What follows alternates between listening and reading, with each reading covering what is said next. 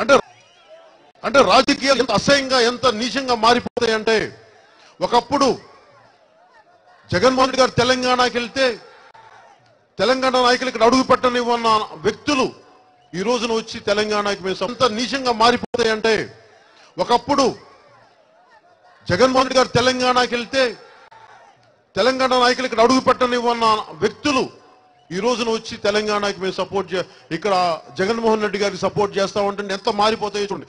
ఒక్క ఎలక్షన్ లో 5 సంవత్సరాల్లో.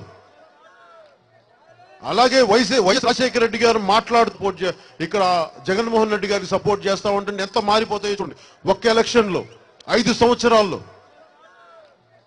అలాగే వైఎస్ రాజశేఖర రెడ్డి గారు మాట్లాడుతూ ఆయన ఈటెల రాజేందర్ గురించి పట్టుమని 10 మంది లేరు మీరంటే మాట్లాడతారు కూర్చోబెట్టి తెలంగాణ ఏమి సాధిస్తాం అంటే ఎందుకు చెప్తున్నానంటే మళ్ళీ ఆయన కొడుక్కి తెలంగాణ నాయకులు ఈ రోజున సపోర్ట్ ఓపెన్ ఆయన ఈటెల రాజేందర్ గురించి పట్టుమని 10 మంది లేరు మీరంటే మాట్లాడతారు కూర్చోబెట్టి తెలంగాణ ఏమి సాధిస్తాం అంటే ఎందుకు చెప్తున్నానంటే మళ్ళీ ఆయన కొడుక్కి తెలంగాణ నాయకులు ఈ రోజున సపోర్ట్ ఓపెన్ గా సపోర్ట్ చేసే పరిస్థితికి వస్తున్నప్పుడు ఇది నా భయం ఏంటంటే మీ కక్ష సాధింపు మీకు చంద్రబాబు గారి మీద కక్ష కోసం మళ్ళీ ఇట్లా వచ్చి చేసుకుంటూ వెళ్ళిపోతే నా భయం ఏమొచ్చిందంటే విసిగిపోయాను నేను ఈ వ్యవస్థనప్పుడు.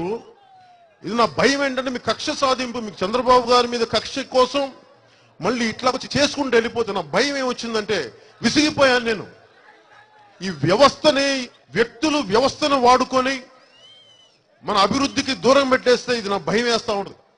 నేను ఎందుకు తెలుగుదేశం పార్టీకి తీసుకోలేక నాకు తెలివితేటలు లేక లేదంటే సత్తా లేక దమ్ము లేక ధైర్యం లేక తెగింపు లేక వ్యక్తులు వ్యవస్థను వాడుకొని మన అభివృద్ధికి దూరం పెట్టేస్తే ఇది నా భయం వేస్తా ఉంటుంది. నేను ఎందుకు తెలుగుదేశం పార్టీకి తీసుకోలేక నాకు తెలివితేటలు లేక లేదంటే సత్తా లేక దమ్ము లేక ధైర్యం లేక తెగింపు లేక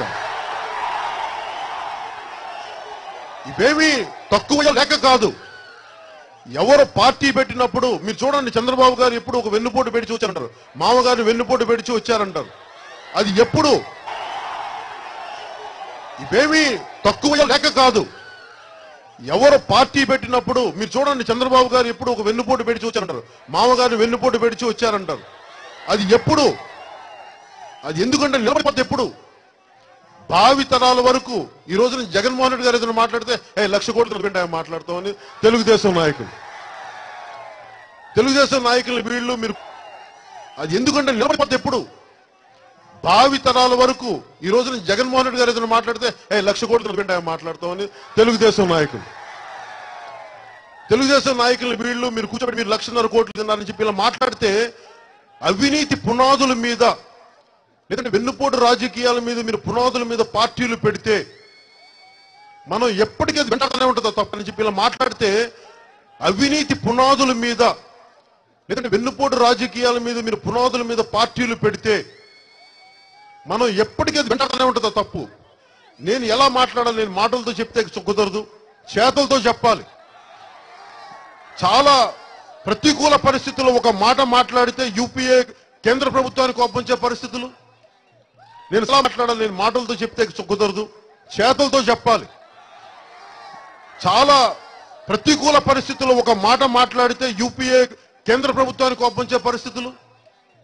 నేను సత్యం మాట్లాడితే తెలంగాణ నాయకులు కోపించే పరిస్థితులు. అప్పటికి ఇలాంటి నా ఫామ్ హౌస్ ఉంటే నా మీద అప్పటికే దాడి చేసిన పరిస్థితులు. అన్నిటి మధ్యలో నేను పార్టీ ఎందుకు పెట్టానంటే ఇందులో తెలంగాణ నాయకులకి కానీ ఆంధ్ర ప్రాంతం సత్యం మాట్లాడితే తెలంగాణ నాయకులు కోపించే పరిస్థితులు. అప్పటికి ఇలాంటి నా ఫామ్ హౌస్ ఉంటే నా మీద అప్పటికే దాడి చేసిన పరిస్థితులు. అన్నిటి మధ్యలో నేను పార్టీ ఎందుకు పెట్టానంటే ఇందులో తెలంగాణ నాయకులకి కానీ ఆంధ్ర ప్రాంత నాయకులు కానీ ఒకటే చెప్తున్నా, ప్రజల ఎక్కడ పాత్ర లేదు. తిట్లు పడుతుందేమో ప్రజలు, దెబ్బలు తింటుందేమో ప్రజలు. మీరు తీసుకున్న నిర్ణయాలకు దీంట్లో తెలంగాణ నాయకులు కూడా ఆ రోజున చెప్పారు. ఒకటే చెప్తున్నా, ప్రజల ఎక్కడ పాత్ర లేదు. తిట్లు పడుతుందేమో ప్రజలు, దెబ్బలు తింటుందేమో ప్రజలు. మీరు తీసుకున్న నిర్ణయాలకు దీంట్లో తెలంగాణ నాయకులు కూడా ఆ రోజున చెప్పారు. వామపక్షాల నాయకులకి ప్రజా సంఘాల వాళ్ళకు కూడా చెప్పాను, ఇందులో ప్రజల పాత్ర ఎక్కడుంది? మీరు చేస్తే ఆంధ్ర ప్రాంత నాయకులను అనండి, చేసిన వాళ్ళని, ప్రజలను అనకండి. ఆంధ్రులు అనేది అందరినీ కలిపి కట్టుగా ఒక మాటల నాయకులకి ప్రజా సంఘాల వాళ్ళకు కూడా చెప్పాను, ఇందులో ప్రజల పాత్ర ఎక్కడుంది? మీరు చేస్తే ఆంధ్ర ప్రాంత నాయకులను అనండి, చేసిన వాళ్ళని, ప్రజలను అనకండి, ఆంధ్రులు అనేది అందరినీ కలిపి కట్టుగా ఒక మాటలు మాట్లాడకండి అని చెప్పి ఆ విసుగుతో ఎందుకు నేను మీ పక్షం తీసుకున్నాను, మన పక్షం తీసుకున్నాను, మన ప్రజల పక్షం తీసుకున్నాను, ఏ ఒక్క నాయకుల పక్షం తీసుకోవాలి. అందుకు అండగా నేను విసిగిపోయి దమ్ముగా మాట్లాడేవాడు కూడా మాట్లాడకండి అని చెప్పి ఆ విసుగుతో ఎందుకు నేను మీ పక్షం తీసుకున్నాను, మన పక్షం తీసుకున్నాను, మన ప్రజల పక్షం తీసుకున్నాను, ఏ ఒక్క నాయకుల పక్షం తీసుకోవాలి. అందుకు అండగా నేను విసిగిపోయి దమ్ముగా మాట్లాడేవాడు ఒకడు కావాలి రాజకీయాల్లో, నీతిగా సత్యంతో మాట్లాడేవాడు ఒకడు కావాలి రాజకీయాల్లో, ప్రజల ఆకాంక్షని మాట్లాడగలిగేవాడు ఒకడు కావాలి రాజకీయాల్లో,